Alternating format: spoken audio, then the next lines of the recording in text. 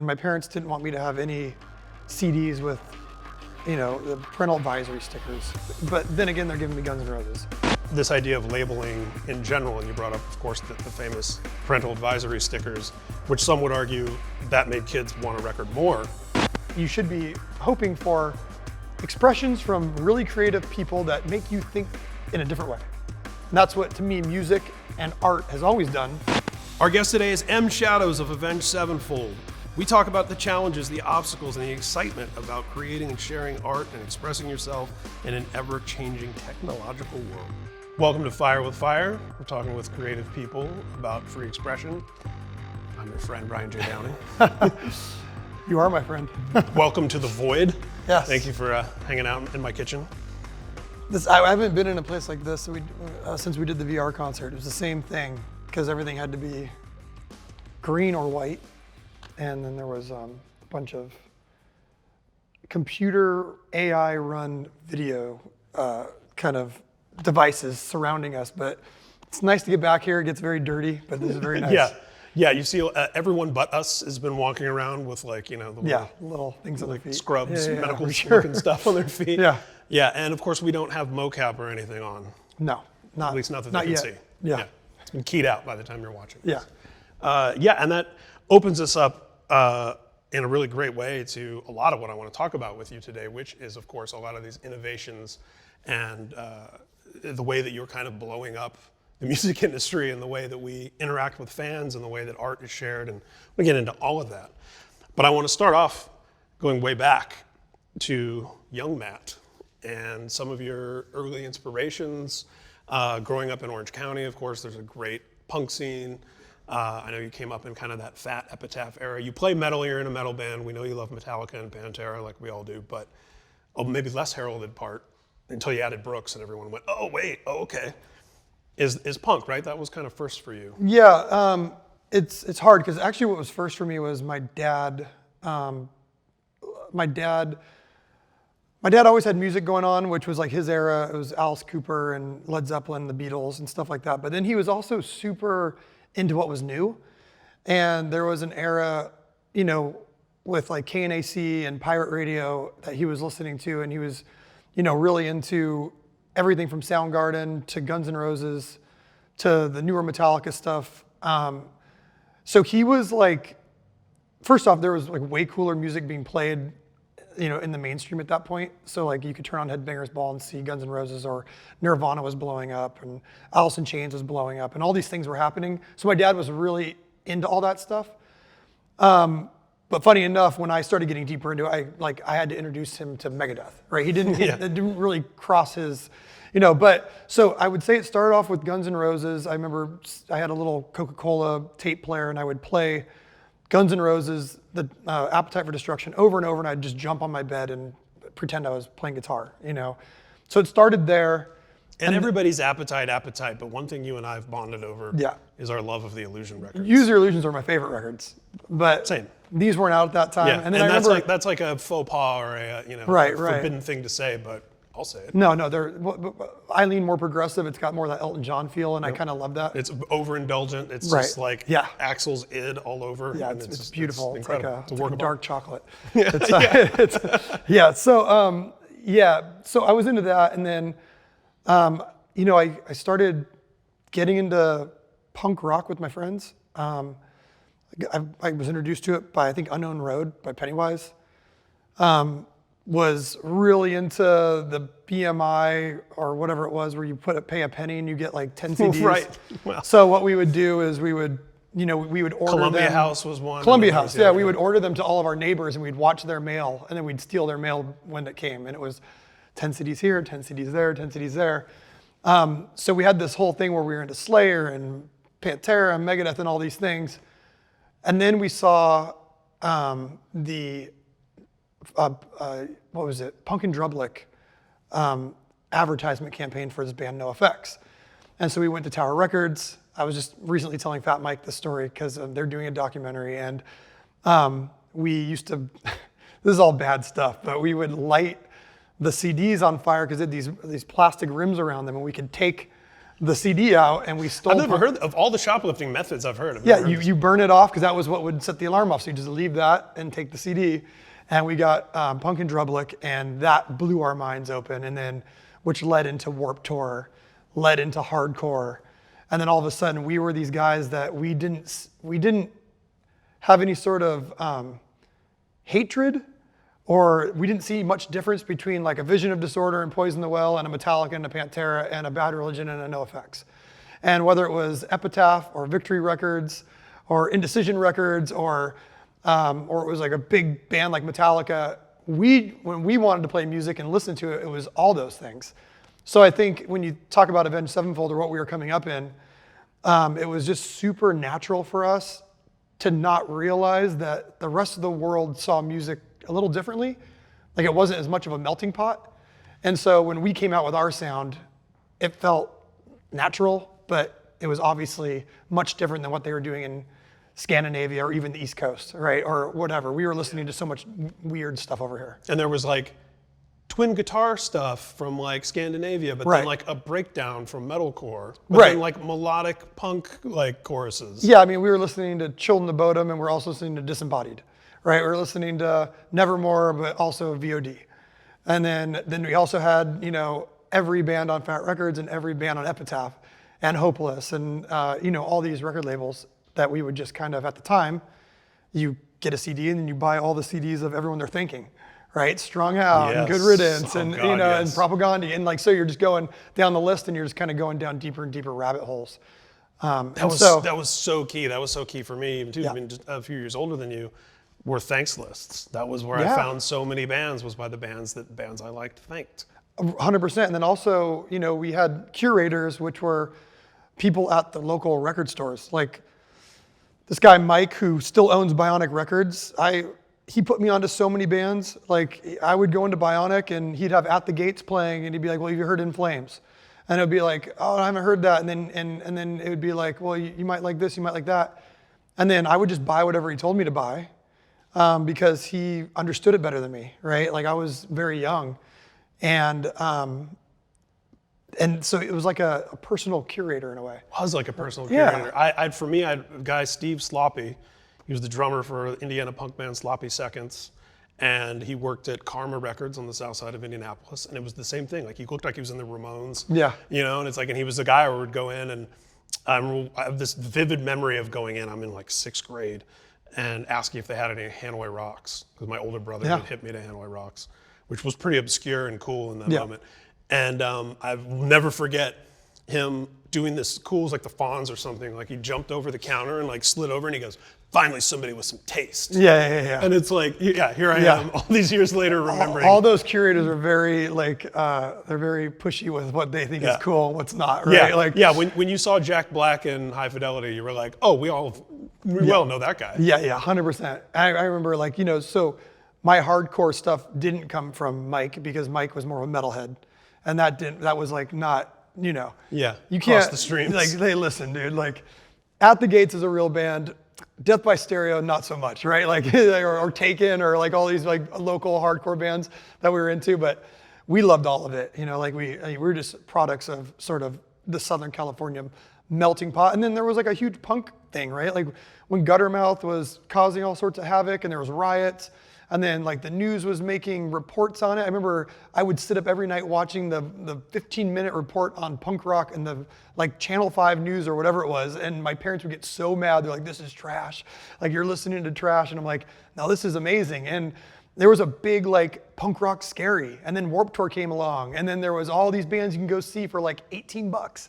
And it was like, that was the scene we were living in. But we were still listening to Metallica and Pantera, you know, like, it wasn't like one or the other, it was everything. So it was super grateful that we came up in, you know, Southern California. I always tell people, you can have all the talent in the world. If your band doesn't come from somewhere where there's a scene, most music industry people don't actually have an ear for music and they don't want to take a chance on things. What they like to see is that there's an audience and that kids are excited about it. They want to see someone's built something for them to maybe then build bigger. Right. That's the optimistic side. You go to Chain Reaction and everyone's moshing for your whole set, labels are going to take notice, right? If you're playing in the middle of somewhere in Indiana and there's no audience, doesn't matter how good you are, it's much harder to break through there because they don't have their eyes on it. And people definitely had their eyes on the Orange County scene, where we were coming up with Bleeding Through and 18 Visions and Throwdown and Hurricane Rana and all these bands and Atreyu, and like there was a thing happening. And so people had to pay attention. So I always tell people, it's not, like we kind of sucked in the beginning, and that's okay, you should have time to suck. But a lot of the attention was because there was a scene. Yeah, well, and it's also, you could argue that Avenged couldn't have happened anywhere else because of all those things in that time and place that were happening in the wider kind of rock culture. I mean, 100%. I grew up in a high school where, I'm going to guitar class with James Hart and, Jeff Bull and all these dudes that were, hardcore kids. And so I'm getting fed, metalcore, hardcore, like before it was called metalcore, like this new version of like whatever Poison the Well was kind of championing in. And without that, our first 2 records were very much driven by, we don't want to do this, we want to do this. And I had to teach the Rev that because the Rev didn't listen to hardcore really. And so like when he was playing like metal drums, I was like, no, we want to do this. It's like simplify it. Like this is a breakdown.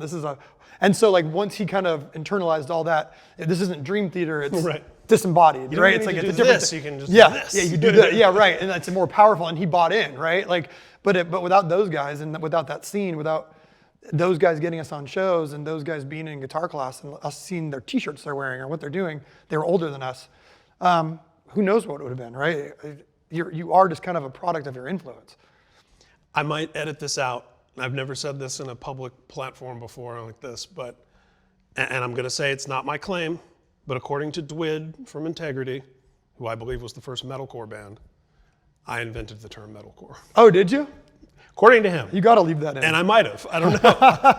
It's plausible. I was writing for Metal Maniacs and stuff in the 90s, and there was crossover, and there were all these kind of cross-pollinated genres, but that term to describe what Integrity started in 1990 that is a through line to... Well, there was definitely... And by the way, he says that to me as a bad thing. He's not giving me a compliment. Oh, gotcha, he hates the phrase. And he blames me. Like I was also listening to like bands like Sick of It All and H2O, and there was a difference between that hardcore and then what people were calling like Earth Crisis and, VOD or whatever was coming through. Exactly. And so there did need to be another term, right? Solo free metal was what it was. There you go, yeah. And then you got some new waves. Solo free metal, and it all evolved, breakdowns and just like, almost like a... That breakdown's so cool. What if the whole song was a breakdown? Yeah, 100%. Just all we do is build up for a breakdown. Yeah, it's just a different thing. Yeah, indeed. So you mentioned your parents, seeing you watching like, riots and things like that on the news and all this stuff related to punk.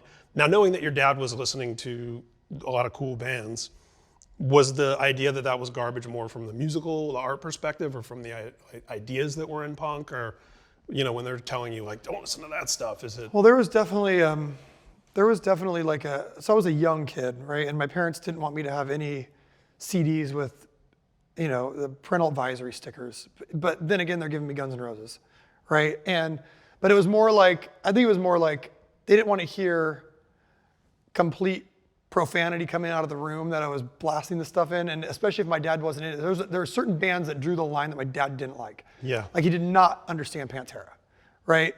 And I remember when I had Megadeth, I think Countdown to Extinction had that sticker, and I said, you got to listen to it.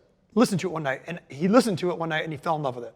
I don't think there is any cussing in it, but it might have been in the wrong case. There was some story with that, but I gave him Countdown to Extinction, and he ended up loving Megadeth. But he didn't ever get Pantera. He hated Korn. He hated like a lot of like the Sepulturas, like things that came that were heavier, like that. So it was probably a little bit hypocritical that I could listen to things that he liked that were questionable. But then as soon as you're playing the first Korn record and there's a lot of questionable stuff happening in that record, between Jonathan Davis's lyrics and what's going on but that kind of drew the line between we definitely don't want you listening to this stuff. I just did it anyways. I basically just put them all in different cases. That was a trick. And that's an interesting thing about this idea of labeling in general. And you brought up, of course, the famous parental advisory stickers, which some would argue that made kids want a record more if it had that. It was like a badge of honor. And the rating systems with films and all of that, how a lot of it is very arbitrary and very vibe based. And my dad drew some of the same lines as yours, where I remember him walking by my room once and I was listening to Sick of It All, and it was like too many F-bombs in a row. And he came in, he's like, what is this? You know, and it's like, I could be listening to something where the content was arguably much worse, Right. but he's not hearing F-bombs fly out of it, so it doesn't bother him. And like, Right. I remember I got rid of Possessed Seven Churches because it has a giant upside down cross on the cover, and that's the cover. And I had to get rid of that. Yeah. But then I kept Rain and Blood. You know, it's like, I mean, well, there's Satan being carried on a throne in hell. Dad and stepmom were Could cool just with depend that. on the day, the mood they're in. Yeah, Exactly. like you didn't get good grades, so now Pantera's gone. Right. You never know. Being a parent's tough. I get it. Indeed. And you're navigating these waters of like, you don't know how your kid's going to turn out. You don't know, what the hell they're doing, and then you hear F-bombs coming over and over from the room. You might have a day where you're just like, all right, every CD is out of here. So I had a little bit of that. But Well, I feel like we're both parents now, right? Yeah. And I feel like for me, a big part of it and a big difference, and not to throw my upbringing under the bus, but being just more involved and kind of like, I feel like I know a lot more what my kids are into and that sort of thing. So it's not so, not to say we're into all the same things, but it's not so like crazy. Like, what is that? You know? No, I mean, I listen to very extreme stuff, and my kids do too. But then they put on like mumble rap or hip hop, or whether it's Travis Scott or Juice WRLD or whatever it is, and it's just, you could take those lyrics and just go, "Are you kidding me?" Like, it's just the same like derogatory stuff over and over. We But have different criticisms. but they grew up with it, and it's like, and they love putting records on. What do you think of this, Dad? And like, I try so hard to like, because there is great hip hop. There's great artists in the genre, and then there's some stuff they bring me home, and it's like there's no musicality at all. It's just like, like whispering, like it's like, all right, if you're into this, like I get that it's a cool viral thing, but it's a different standard now. It's just, Yeah, and then we also have to remember that there was a time someone heard something we loved and was just like, that 100%. guy's just going. There's definitely a lot of metal bands and hardcore bands that didn't stand the test of time for me. Yeah. Right, that were probably coming out of my room. Yeah. And my dad's going, why has this kid got this on repeat? And then like you move on at some point, and some of the kind of diamonds in the rough, the gold ones, the gold standard kind of stays, right? Like there's like 4 or 5 great grunge groups that just stood the test of time. Yeah. There's some amazing metal bands, Pantera. Those records stand the test of time. That first Korn record, no matter what my dad thought of it coming out, it was revolutionary. It was different. No one had ever done anything like that, and it was just a different sound, and no one's ever captured that sound again. Yeah. And so it's certainly just many sort have of tried. it's just a kind of a diamond in the rough. It's cool. Yeah, and you didn't even mean to make a pun about your own Diamonds in the Rough record. Our B-sides record that I wish never came out. Yeah, and to me, Korn is a great example of something that I realized at some point as an adult, that the art that I've always been attracted to, whether it's music, film, books, what have you, the through line is authenticity. Yeah. And the thing about that first Korn record is, whatever you thought of it, whether you liked it or not, whether it was your cup of tea, you couldn't deny that whatever that guy was working out on that record from his life and his childhood and whatever, that was real and true, right? And this person's up on stage working something out that feels authentic and honest. And I remember when some of the bands that followed in their wake, that was the disconnect for me, where I was like, well, this other band's like, that's just some jock who didn't have any problems growing up that I can tell, and is just kind of acting out that, and not to throw Vanilla Ice under the bus, but suddenly he was rap metal, and suddenly he had a bad childhood. Right. It's like, okay, maybe he did, I don't know. Right. But it was, a lot of people did. But the idea that you're kind of going through the motions versus something that's very authentic and true, that's what I respond to, whether it's, the most sort of outspokenly Christian band to something like Dark Throne, to me, where it's like, I just want to feel that, like, and I think, like bands like Korn and System of a Down, they were taking things from much more obscure bands like Mr. Bungle, and they were, there's a video of Monkey showing how they ripped the key change or the chords from Blind is from a Mr. Bungle song that they just slowed down, and they couldn't quite play it the way that they did it, right? So it's like like you've got like this crazy musicality, there's crazy influence going on, but it creates something that's completely original, and that's cool. It's like sampling in hip hop, right? I just, a couple nights ago as we're taping this, just went to this film premiere of Cypress Hill with the London Symphony at Royal Albert Hall, and it's just like, you're even hearing those Cypress songs in that environment, a lot of which are sample driven and from turntables. it just became something else. Yeah. It's like, yeah, it wouldn't exist without that stuff, but they're the ones who took those bits and pieces and put them together and made it something. Yeah, 100%. That's Yeah, and that's all art. It's all art. It's your paintbrush. Yep, 100%.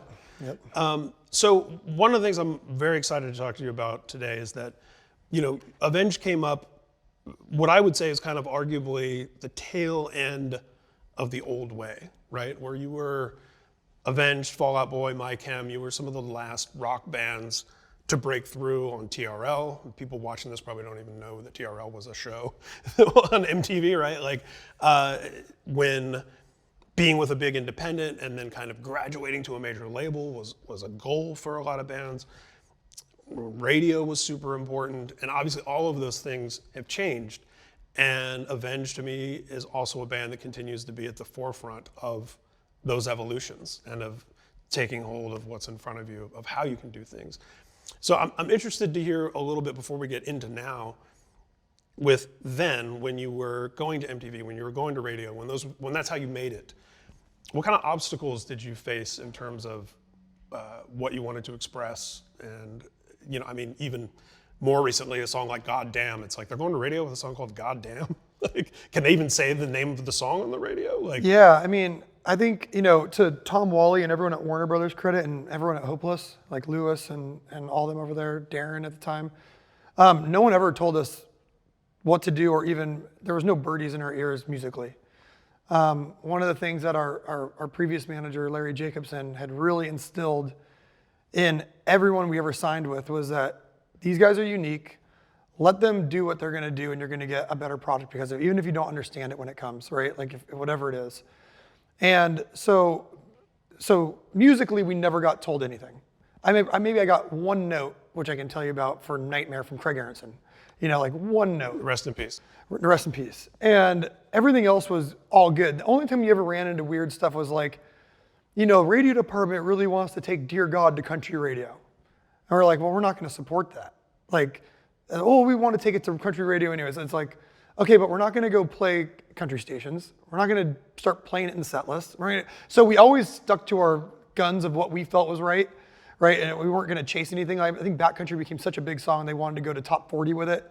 And we're like, you can do that. You can try. But we're not going to play the game, right? We're not going into Kiss, and we're not going to play it and do interviews with those people. We just had no interest. So I give props to the band from early on that kind of, we wanted to play by our own rules, and we weren't chasing anything. And we got extremely lucky that Backcountry took off, because the reality is we had put out a record in Waking the Fallen. I think we had sold 125 or 150,000 records on an independent label. DreamWorks really wanted to sign us. Mo over at DreamWorks wanted to bring us in there, and we really wanted to go there because AFI was there, and we loved AFI. And that's another band that the mainstream came to them versus them going 100%. to the mainstream. Yeah. And what happened there was we had sold a bunch of records. There was a few labels interested, but DreamWorks was the place we were going to go. And our manager said, hey, we want to get a better deal. Let me call some friends of mine just to come see you play and Warped Tour.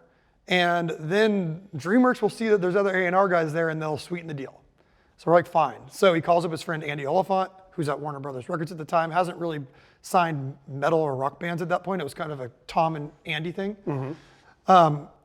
Not Tom and Andy, Tom and Craig thing. And so Andy Oliphant comes out to Chicago. He gets there late. He calls Kevin Lyman, begs him to let us go on later just so he can watch us. We go on last. We're already pissed at this guy because he's messed up our day. Like, oh yeah, play late. Like we wanted to party. We wanted to go play poker with Fat Mike or whatever it is, right? And we end up playing the show, and Andy Oliphant falls in love with the band. He's like, I know I'm here just to kind of, spice things up for you guys, but I really want to sign you. So he runs back to Tom Wally. Tom Wally comes in with Aronson, and they say, we'll give you anything. We need this band. And we ended up going with Warner Brothers.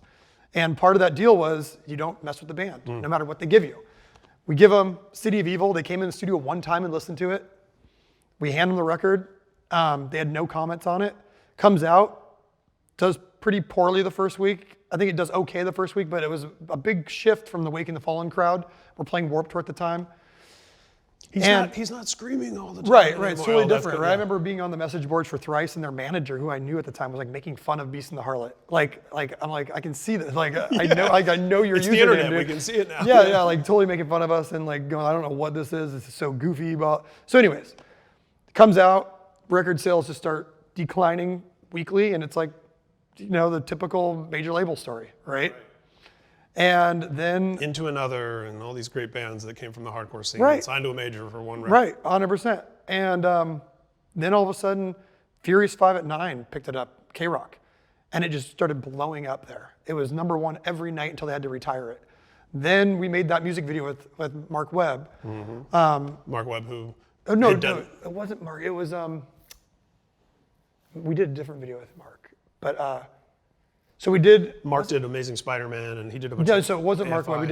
We did a different thing with him. I think it was Almost Easy, but the names escape me right now. But this guy was We'll ADR it. he was just a badass. He's done so many great videos, and then it goes on to TRL somehow, and all of a sudden every station in the country picks up Backcountry because of K-Rock, and all of a sudden we're on TRL and we're beating out Britney Spears. Go on to win MTV New Artist of the Year over Rihanna and like Chris Brown and everybody, right?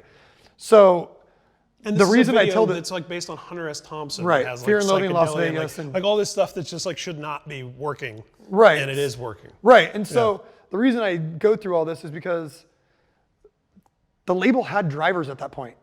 They were able to really push the K-Rock narrative. They were able to get it on radio stations that people still listen to. They were able to get it on, TRL. They were able to push units. Now, at the same time, the internet was changing everything. And it was like quicksand under everyone's feet. No one really understood why, but they're going, well, you have all this publicity and you're selling out all these shows. Why aren't you selling more records? And we were selling a lot compared to everyone in our world, but it wasn't like what bands 3 years or 5 years earlier were doing.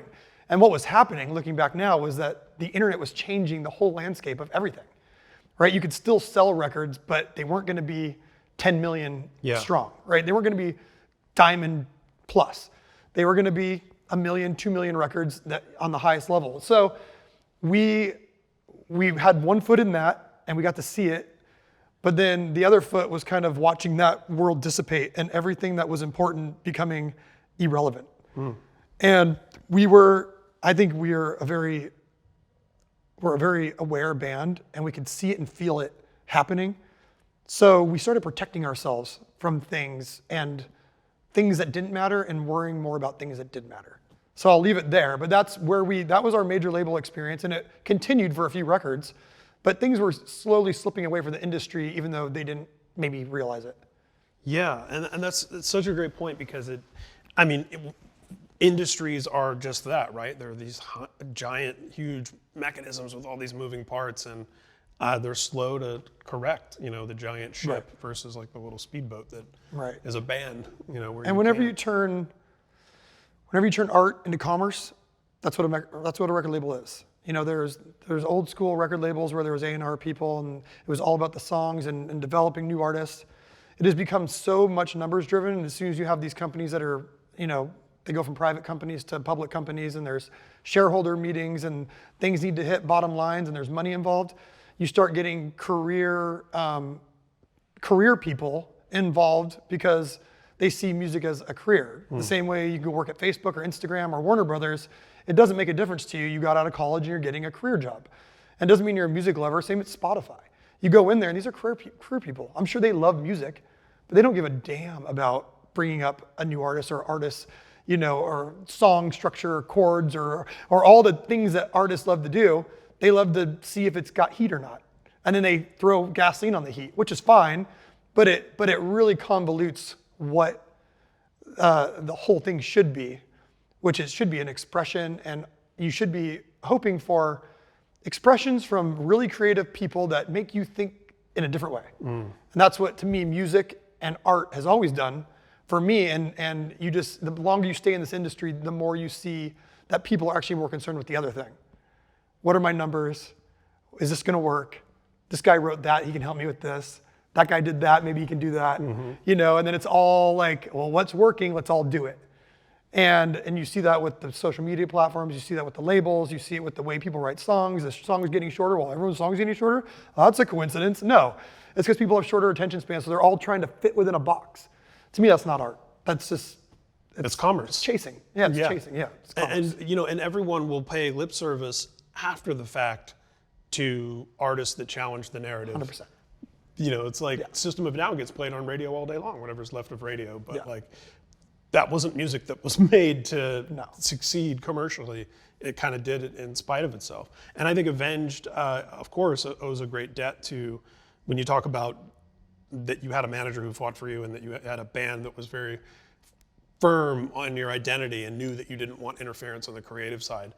I think that goes back to Metallica and Nirvana and, some key mile markers along the way of bands that fought for those freedoms and for that right, and then set a precedent where it's like, okay, we'll see, we have a few examples we can point to now where you didn't meddle and it worked out for everyone. 100%. And the few times that they did meddle, I thought it was like they cut part of the Afterlife solo. Like Afterlife, there's a couple things that, that I think, I don't know if this is the right time to get into them, but this is the right time. Yeah, so we were, and I love Tom Wally. I think he did amazing things for our career. He's still a friend, a close friend, Andy Oliphant as well, but we brought them into the, to hear the White Album. And we thought Afterlife, no brainer. This is a massive song. This is a huge single. This is where we want to roll. Played it for Tom Wally, and he turned around and he said, "That's a little Warped Tour, isn't it?" And that was his comment. Afterlife. And that was it. And that just took everybody else in the room, like everyone in the label, off of it. Right? You could just see it shift. And it started going to all these other things that were clearly not the right play. We went in with Unholy Confessions. We went in with Backcountry. We said, these are the first ones. This is the first time we said, all right, well, what else is there? And we went Almost Easy, and then we went to something else, and we were all over the place. But if you actually have the sort of the macro of time, Afterlife and A Little Piece of Heaven are the two that sit atop that record, and they're just Goliaths, right? Absolutely. And then when it finally did get around to Afterlife as the fourth single, they cut the solo out. And so it was like, okay. And so it's one of those things where it's every decision that could be wrong to completely mess up that record and that song was done. And cutting out the solo to fit within certain boxes that now no longer exist. Right. To where now you just have years and years and years of people on YouTube going, why is the solo cut? Right. Because that's where everyone's going and watching or listening to the song. And what it was probably, and then what's funny in the music industry is everyone's on offense until they're not. And then they get on defense quick. And I think, when Backcountry was a huge hit, and then City of Evil was great, and then the White Album comes out, and we didn't go with Afterlife, and the first few things were kind of doing okay in their respective niches, then it's that Afterlife song, if you cut the solo and you get it down to this time, then all of a sudden it's please play our song, please. Anyway, we can, and it's just, and that's on, that's never the band. It's on everyone trying to keep their jobs of where did this mess up? Now, the White Album has gone on to be our biggest selling record, and it's still selling probably the highest every week because it's just internationally become huge, but it didn't have the City of Evil springboard that maybe it should have. But these are all things that just happen, and you take note and you go, okay, we listened and that didn't work out. And not that every time you listen it's a bad thing. You got to kind of really weigh and balance things and go, okay, my gut is telling me that's just a bad idea. Afterlife should have been the first single. I think we can all look back now and go, Afterlife should have been the first single. Yeah. Well, and also, like you said, A Little Piece of Heaven being such a big thing. And again, on a piece of paper, that's not what anyone would have asked for from you. Right. If the powers that be, hey, can you do this Tim Burton-esque Broadway, long narrative? And to give quick credit to the label for that, we wanted to do an EP like AFI did with a Halloween EP. So we wrote A Little Piece of Heaven for that. And when we played it at that same meeting, Grover, who was our head of radio, turned around and said, that better be on the record. Put that on the album. And we're it's not on the record right now. He's like, you are idiots if you don't put that on the record. That's when the advice was good. And that's when it was good. And that's when it was good. And it kind of pushed us to do the right thing, right? But the moral of the story really isn't label bad, label good. It's just you got to listen to your gut. And you got to just know what you feel is right. And then live and die by your own decisions, not theirs, right? I'd rather be totally wrong, but I thought I was right, than them be wrong for me. And then I'm just like, kind of bummed. Yeah, and I think what's important in the through line to your band's story is having your own North Pole, having your own sense of like, this is who we are, this is what we're presenting, this is what we want to make. Yeah. And I want to get back also to this idea of that art needs to be challenging and it needs to provoke and inspire, and that's kind of what makes it art. At what point did you start to feel the ground shift towards what I guess we would refer to broadly as Web3? But a lot of this, to go from, we're talking a lot about cutting part of this solo to get on radio and doing this for MTV and do all that old way of thinking, all the old ways of getting music to people, Tower Records. Now realizing that, because to me, part of the narrative of Avenged is you're constantly finding ways to diminish that barrier between artist and audience. And how can you get to them more directly? How can they get to you more directly? Very hardcore, very punk idea of like no barricade, so to speak. And it seems like this world that you've embarked into with blockchain and all this different stuff that you're involved in is the next evolution of that. When did that first start for you? When do you remember first kind of getting interested in that stuff? Well, I think if you look back to the Stage album, though we had nothing to do with blockchain on that record, we already felt that if we were going to be going for industry standards, we were already dead in the water, right? If we needed to hit like a certain sales number and we thought that whatever stations were going to play an 8.5-minute single and whatever we were doing at the time was going to live up to what Hail to the King was, right? Or Nightmare, we knew that the ground had shifted so much at that point that there was nowhere to really go. And so there's something really safe about having the answers. And then there's something super liberating about there are no answers. And so then you have to like look inward and go, well, what is our North Pole? Like what are we trying to accomplish here? And it always came back to what gets us excited, right? What's gonna make me wanna go and write that song, record that song, sitting there for months or years, like honing these things in, and then go out and tour and actually play it every night. And then what's gonna make me want to like do a music video, or do I not want to do a music video? Do I want to be in the music video? Well, I think I don't even want to look at myself right now, so I want to do this. This excites me. I want to work with claymation, or I want to work with puppets, or I want to, or I don't want to put the record. I don't want to do a bunch of interviews. What would be really exciting is if we just dropped it out of the blue. Okay, we're gonna drop it out of the blue. We're excited. Like let's do that. And like all the metrics be damned. Like you just got to do things because if you're excited, people are gonna feel that.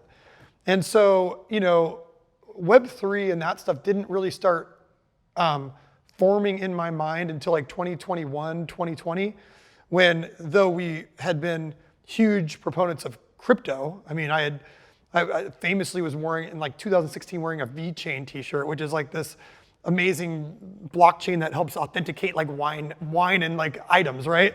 And so like we were doing that so early and we were collectors, but it wasn't until NFTs and people started building out communities and groups with the help of smart contracts. And so, we started really just sitting inside Discords and really getting excited. Like, this is fun. Like, oh, I love what CryptoPunks are about. This feels punk rock. Like it bucks the system of anyone being in control of your money or contracts or permissions. It's all anarchy in a way, but it's all like controlled anarchy. It's all permissionless. Like I can send money anywhere, I can send items anywhere. And so the idea started springing up of like, this would be rad to implement because number one, fans have no ownership over bands. And the blockchain allows you to either give up royalties, you could fractionalize royalties, you could have ownership of your meet and greets, you could have ownership of your tickets, you can have ownership of all these things that they don't even realize they don't own yet. It's like playing Fortnite and you buy the skins, but you don't own them. The blockchain, you would own them. And so we started thinking about that and then kind of getting these partners involved. So before we go too far into that, but basically we started seeing this whole world of excitement open up, not only for us, but the fan. And my biggest rule is always like, if you're gonna change something, it has to be good for both sides because the fan's not gonna move with you if their life doesn't get better in some way. And the fan's life has been relatively good, or maybe it's Stockholm Syndrome and they think it's good, but it's been relatively good, but it can be better. And so how do we make it better? And then how do we make our life better by giving them these things that they never had before. And so those are a lot of vague words, and there's a million examples. But, it's one of the things I always think about is like, why would somebody want a different form of listening to music than Spotify right now? You pay, I don't know what it is now, $15.99 a month, $14.99 a month. You get every song you've ever wanted forever. Well, what can make that better? And there's a few answers, and those would be up to the artist to decide. You can fractionalize royalties on chain. You can crowdfund before a song comes out. If a song gets huge, an artist could partake in the downfall of that, or the sort of windfall of that. They could have ownership over the things they earn. You listen to a lot of music, now you're earning meet and greets, you're earning tickets, you're earning merch discounts. All these things can play on chain, and they all speak to each other. And so to me, that's where it's exciting, because it's not a rigid system, it's a freedom system. And when you give someone a freedom system, you're gonna see a lot of really cool experimentation happen. And the whole theme of this conversation series is freedom and freedom in There expression. we go. And that's like right where that stuff lives. And I love that your excitement and your passion for this comes from a place where it begins with the art, right? Because I mean, you mentioned Hail to the King.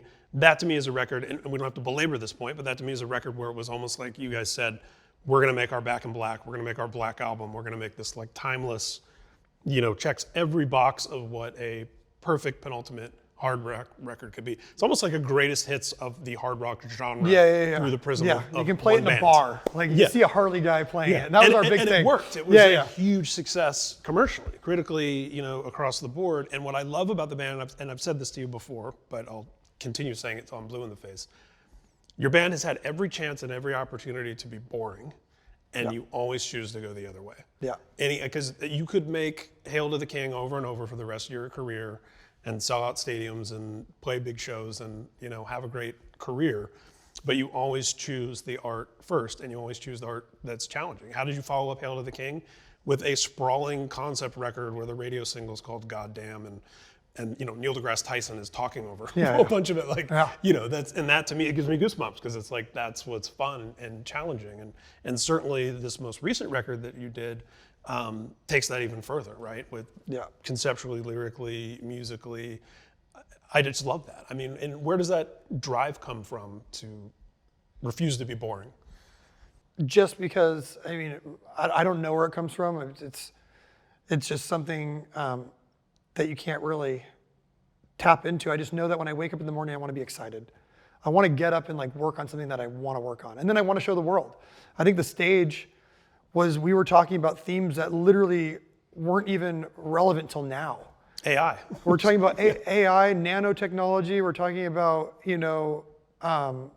the Big Bang and Fermi paradox and exploration. And you're talking about all these things that literally just went whoop when it came out. Yeah. And now everyone's like, oh my God, you guys are but I think that comes down to us being kind of on the cutting edge of what we felt was happening, a groundswell, and it inspired us to write about it. And then it just takes some time. The same way that I think, when we do a VR concert in 2023 or whatever it is, and it might be till 2030 that everyone's doing these, but ours will still be there to go back to. Right. Right? These things aren't going away. And they're extremely compelling, and they're new mediums to really explore. I was explaining this to somebody the other day, the way we've thought about music is so westernized and confided commodified. It's definitely commodified, but think about the Beatles sitting there, and they had these two stereo speakers, and everyone started messing around with drums over here, and Paul's gonna be over here, and then Lennon's gonna come over, and then we're gonna put the vocals all over here, and they're messing with two speakers.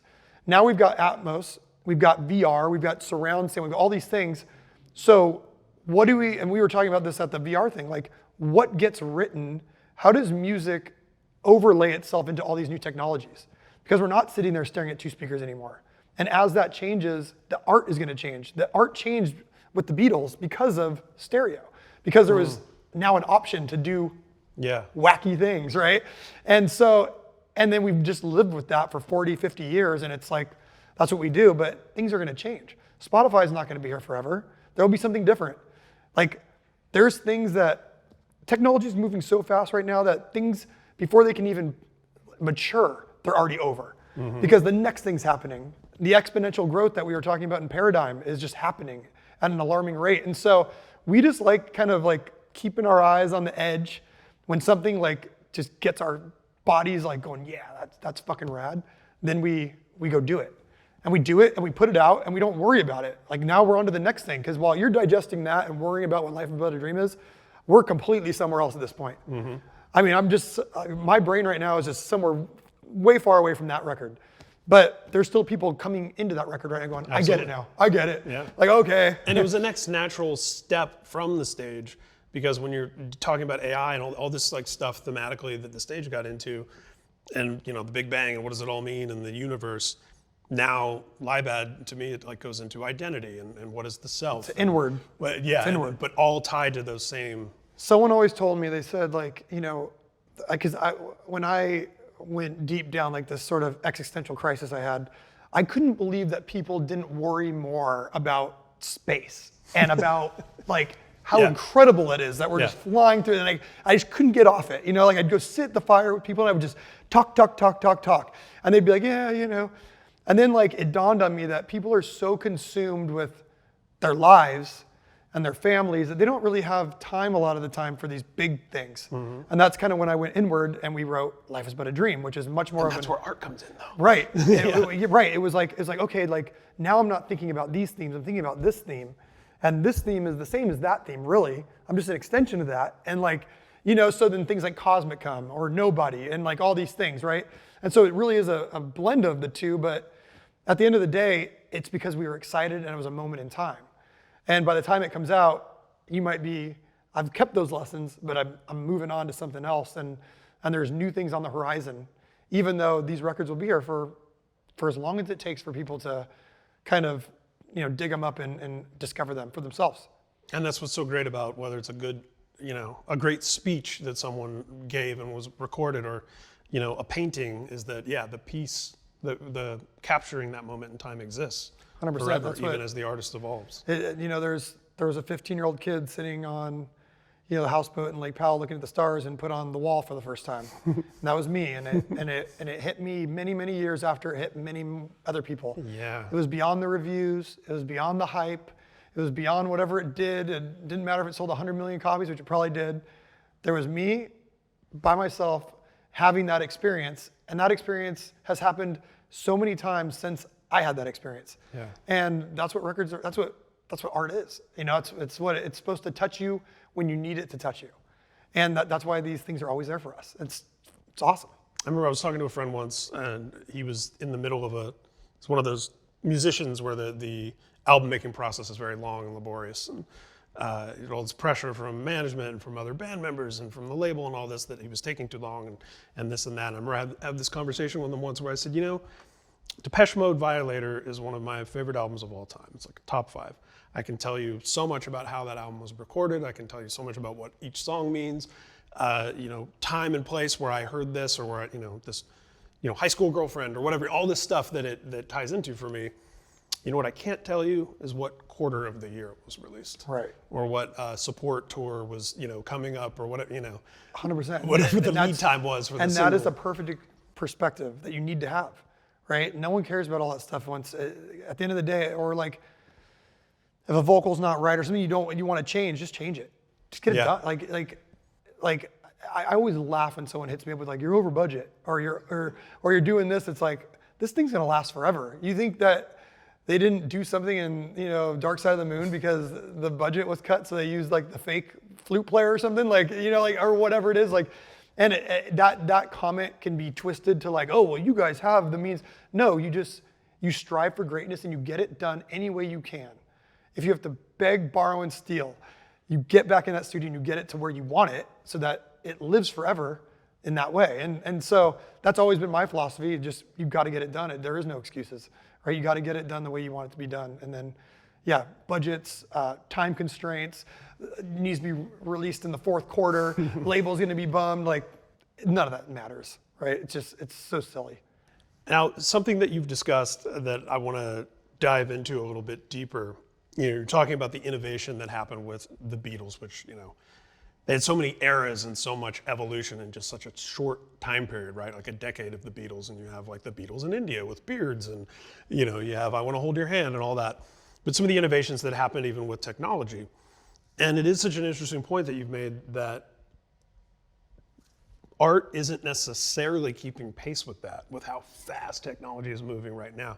And I think about, like, we have IMAX screens now, but it's, Christopher Nolan does The Dark Knight and does like a sequence of 20 minutes or whatever that's shot for IMAX, but everything else is still shot in the old way. Or, a lot of times you watch things that were shot for television back in the day that weren't made for widescreens, and so it's got the black bars on the sides. What do you think we need to do to kind of kickstart all this new stuff that's at our hands? How to use it to change the art? Well, I think most of these technologies, they make or break from the people within, right? So you'll have like a new group of people that will be making, let's say, IMAG movies, like purely in a certain way. You're not going to take someone like Christopher Nolan and do it for a minute. Yeah. It's someone's going to come intuitively and do it because they were not only learned in it, but they were sort of brought up in it, and they have like a vision for it. The same way this always happens with different types of music, right? Like when a new style comes out, it's somebody that lived and breathed it, and it was their outlet, and it becomes something. And if you're going to go take like a traditional hip hop artist and go, well, now the cool thing to do is this mumble thing where it's like a different type of trap beat and this and that. Yeah. It rarely works. Yeah. Right. I don't want to hear KRS-One do mumble rap. Right. So you're in a situation where most of the time, something that's going to break through in the VR, for instance, will be something that naturally came from that world. It's probably not going to be an artist like us or Metallica, even though we're playing around in it and we're trying to bring this in. There's going to be some artist that intuitively and naturally fits that, and it's going to blow everyone's mind, and they're going to go, oh my God, this is what we've been waiting for. And there's going to be a bunch of people kind of outside the party looking in going, oh shit, like that, we weren't able to scratch that itch. We didn't really understand it. So most of the time when it comes from technology or computers or anything like that, video games, it's usually something that comes from necessity, from something underground, and it sprouts up. And so that would be my opinion on it. I think a band like us, we're trying to buck that trend a little bit. We really are, because that stuff excites us. And I think what you come into is a band like us, like you said, there's a legacy aspect. If you take too long to think about that, you can scare the shit out of yourself, right? Like, oh, I know this portion of our fan base isn't gonna like this. Or, oh, we're gonna use hard auto-tune on something, that's a no-no. Like, and so you start getting in line, and what we call that is art by community, or art by committee. We don't do art by committee, right? So you got to be the artist, and then people are going to have their opinions on it, and just be okay with that. But when you start letting the audience sort of wag the dog, by the tail, then all of a sudden you've got a situation that most bands find themselves in, where they don't want to lose what they have, and they're too afraid to push forward into something that excites/scares them. And so that's why most of the time when you have something very new happening, it comes from an artist that lives, breathes, and dies with that new thing. That's just my opinion on it. Yeah, no, I think you're absolutely right. And also you have to be brave enough, in tandem with that, to, again, have your own kind of North Star and be prepared for art to be rejected, right? Like there's no guarantee of it being accepted. I think in this, polarizing topic I'm about to bring up here in the Star Wars fan community. Yeah. But love or hate The Last Jedi, that was one writer-director's vision of how he could sort of invert expectations and blow up Star Wars kind of in the context of this movie. And there were some people who loved it, some people who really hated it. And then you get the next movie, which was kind of art by committee, where they're like, okay, well, here's the Emperor, and here's what, and they're just like, we're going to do what we think you want. And everyone hated that kind of universally on all sides. So to me, I would rather see something fail spectacularly in its purity of vision than this by committee having some success. That sort of stuff always ages better. Yeah. Right? It always ages better. Like once the drama and the dust sort of settles, then you can really decide, if you like something or not, or if it's, like you see it right now with the Snow White thing, right? There's this whole sort of like, everyone on one side wants to make sure no one sees that movie because they don't like the lead actress, and then everyone on the other side wants to defend it, and then the movie, I haven't seen it, I can't make a comment on it, but you've got this whole like, well, where's the movie in 3 years or 5 years? Right. That's really the question. Yeah. Was it done well? Is it gonna, I haven't seen it, I don't know. what my opinion is on it. But I just think right now everyone's fighting for these little wins over, and it happens with records, right? It happens when like if Blink puts out a record, you've got all sorts of drama. Metallica puts out, especially Metallica. Metallica puts out a record, you've got months and months of debates over things that should never be debated. Like, cool, say your opinion, it is what it is, but it's just so much fluff for something that should just be, I even had that with the new Metallica, right? I put it on, I was like, I've heard this before. And then like one day I was on the golf course, I threw it on again, like, I like this, you know, like, right. because you just like get rid of out of your own way, you know, like, do I like this or not? And so, you know, it's one of those things where we're all human, and there's just funny little things that we do and little things that you have to deal with. But if you have that North Star, or at least that macro worldview where none of this really matters, you have to put out the things that you fully back at the time you're putting it out, then you can't really go wrong. You really can't. And a lot of it's time, place, and circumstance is what I've 100%. learned, and sort of who you are and where you were. I remember having this debate with a friend years ago about the best Slayer record, and he was insistent that it was Seasons in the Abyss, which I think is a great record and it's a masterpiece, but clearly the correct answer was Rain and Blood. And we're kind of going back and forth. And then I realized, Seasons was the current record when he found Slayer. Yeah. You know, Rain and Blood was the current record when I Nostalgia is a found hell of a drug. Yeah, indeed. And it's people, like, that's so much of the a, argument. And there's so many records that I would go to bat for that I listen to now, and I go, I would never listen to this. Right. But there was a memory or a thing that, and so like when you have that perspective of music, I don't worry about it. It also makes the pressure of fan opinion kind of go off your back because you realize where they're at. Yeah. They may have grown up with one record, and now they're in a completely different part of their life, and they're throwing it on for a second, and then they're like, this sucks, and I'm gonna write about how it sucks. And maybe it does suck, but maybe it doesn't. Maybe they're gonna come back to it, because we all see that when people come back to a record a year later and go, I was wrong. Yeah. These things take a long time to kind of dig their heels into society. And that's not up to us or anyone else to decide how that plays out. You just have to write it and move on. Write it, move on, drop it, move on, and just not worry about that stuff. I always tell my friends in bands, your new record that everyone hates is someday going to be your old record they wish you sounded like. 100%. It happens every time. Album, every time. Yeah, and it's so, I mean, I love, again, the courage that your band has to continue to just be yourselves and push forward. I want to ask you on that note, as we kind of wrap up here, with everything you're doing in the space of taking more ownership of like the, going where your fans are and identifying who they are and kind of removing all the barriers that different platforms and different old ways and even current and new ways put in front of you. Are you facing resistance? Is it challenging to convince people that this is the way? It's always challenging. We've done a lot of things like we've done a lot of technical pushes recently. One would be that, though everything that we're doing is on the blockchain, you don't have to get a digital wallet anymore. You can sign up by email. And what's happening there is we're opening a wallet for you on the back end instantly, holding your items for you, and you can play in our ecosystem. The reality is... That's just adapting though, right? Like you're adapting. Listening, you're going, oh, okay. Yeah, it's adapting, and it's also just, sometimes you gotta keep leading the horse to water, right? And like for us, there is a ticketing solution. People don't want to listen to it. There is a way that, why does American Airlines, Fortnite, Call of Duty, American Express, why do they all have rewards? Starbucks, they have rewards programs that are loyalty programs. Why don't artists? Where, like, what would be the equivalent of XP in a fan's world? Well, do you buy merch? Do you buy merch at Hot Topic? Do you go to shows? Do you go to events? Do you listen to music? Like, why aren't we? So what we've built is something that, if you opt in, we can trace all that and we can reward our biggest fans. But that also takes, you got to be able to take away other things that are like, standards in the music industry. One is that we've never felt comfortable charging for meet and greets. We think it's cheesy and lame, to say it as bluntly as possible. But what we do now, if fans are earning meet and greets, or if they're in the Death Bats Club, we do raffles and we meet 25 fans after every show.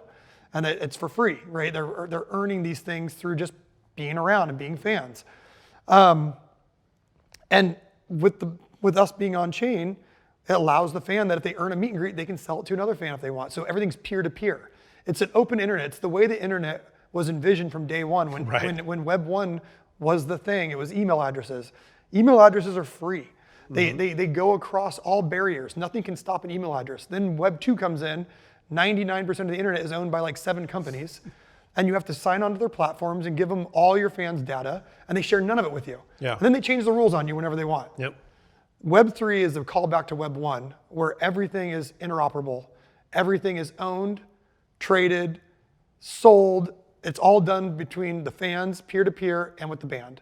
And to me, that's a much more healthy internet moving forward.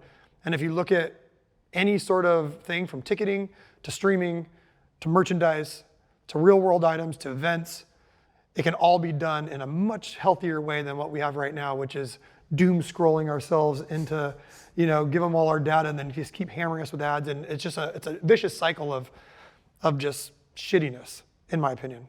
And you have such a passionate, you're such a great evangelist for all this stuff.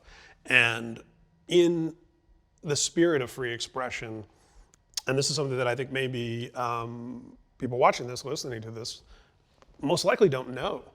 But I know behind the scenes, you are all about sharing this with other artists, Yep. with other people making, faced with a lot of the same decisions you're faced with. Oftentimes we're so protective of our lane, and no one likes to be copied, and you shouldn't be copying people. But in terms of like ideas, there's infinite space for ideas. Right. And so some other bands doing what you're doing is great. It's only going to help what you're doing in terms of this stuff. Well, Where does that come imagine a world where you could use a discount that you've earned by being a super fan of Avenged Sevenfold in the Megadeth store. Or a Slipknot fan that they're on cycle and you've earned all these rewards and points, but then you can go use their tickets at our show, right? No middlemen, everything's just done on chain in this AWS toolbox sort of thing that we've created, right? It's like a white label thing. And one thing that we've stayed really far away from is we don't make people sign onto a platform. We will build these things for artists. We've built it for ourselves, and it will be completely tailored to whatever you want it to look like.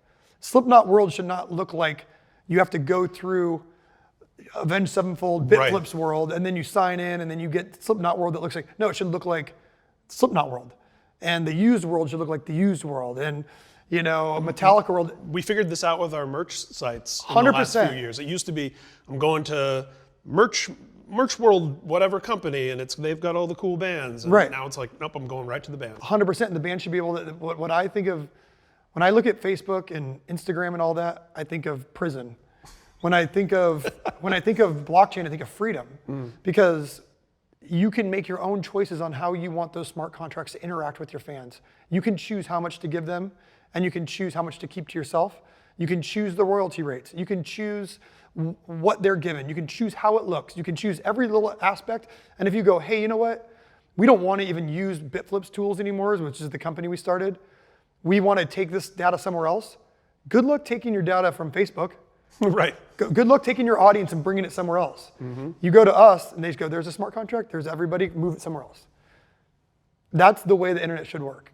Not only is that the way the internet should work, I also think that kind of attitude demonstrates so much confidence in what you're doing that makes, to me, that's where the trust comes from, right? Like I joined the Substack platform in 2019, and on the one hand, it's like, oh, here's another platform. And I had an email list that I'd built up organically on my own. But a big reason why I went there is because what they were advertising that the old media wasn't advertising, all of that information is mine. Yep. All of that content is mine. They're perfectly fine with me stripping everything out of their platform and taking it to a competitor anytime. But you won't, because it's I great. won't, because they're incentivized to keep me 100%. by doing that. Yeah, and that's the thing. That's the idea of leaving money on the table now to make more money later, philosophically, right? Where it's like, well, totally. And if you think about it, like competitors coming along and having the same ideals as us, which I don't want to be a record label. I don't want anything to do with that. I don't want to be a platform owner. But if they're doing the same thing we're doing, then both these things should be able to talk to each other. Right now, you can't take your audience on Facebook and go to Twitter or X. Right. You can't take your X audience and go anywhere. Everything's a walled garden because that's how they make money. They siphon 99% of the money on these platforms for themselves. And what are they building it on? Your shoulders, your data, your time. And so Web3 is, it's a leap. And yeah, you might have to sign a wallet. You might have to do a couple different things. But do you want ownership, or do you want to stay in this Stockholm syndrome sort of, this is the way things are, don't sell me on NFTs, they're bad. Like, no, these are just tokens. These are pieces of data traveling across the internet. That's all it is. It doesn't need to be a Bored Ape. It doesn't need to be $1 million people, right? It can be just your information coming to me, and I give you ownership of a merch discount that you can do whatever you want with. And that's an NFT. Yeah. But it's only worth something to you. But it's an ecosystem, right? It's a technology that people have completely taken the casino aspect and ignored why it's exciting, which is the sort of pipes underneath it all. I love that, because the casino aspect is, where it's like, well, if it feels too good to be true, it probably It's trash. is. It's trash. And do I partake sometimes? Yes. But I also go to Vegas and make stupid bets. In the actual casino. Yeah, I actually go to casino. I also collect baseball cards. And I have some NFTs, but I don't think that that's the only use case, right? Like, money's only use case is not going to, the Wynn casino and playing blackjack. Yeah. Money has more use cases, and that's the same way the blockchain is. It's got a million use cases that people ignore because they want to get rich quick. And so you just got to ignore that and build real shit. Well, to your point, in bringing us full circle, we were talking about those gurus and record stores who were curating for us. I remember when I was in 3rd grade and was really getting into comic books, Comic Carnival, local comic store in Indianapolis, the guy behind the counter said, don't buy a comic because you think it's going to be valuable, buy it because it's a comic you want to read. Right. If it turns out you have great taste and it becomes valuable down the road, great. Either way, you got I have a name droppy sort of, like, to end this. I started getting really into Wes Lang's stuff before I really knew him, until we became really close and him working on stuff with us. And he's one of my favorite artists in the world, and I knew Lars collected art. So I called Lars, I'm like, hey, can I send you some stuff? And he said the same thing. He said, don't collect it because you think it's gonna go up in value. You don't even need to send it to me. If you love it, then get it. And I bought like my first Wes Lang piece. It was a lot of money, and it was like a thing but I loved it so much. And it was great advice. It was, don't buy it because you think it's gonna go up in value. Don't buy it because you think all these things could happen. They probably won't. Like, you have to buy art if you love it and it makes you feel a certain way. And so it was the same sentiment that you heard from the comic books, right? It's like, you gotta do things because it's right and do things because they make you feel a certain way. And that should always be your North Star. Matt, thank you so much. That is such an amazing place to wrap up our conversation. Thanks for having me. Can't wait to have the next one. Thanks for having me.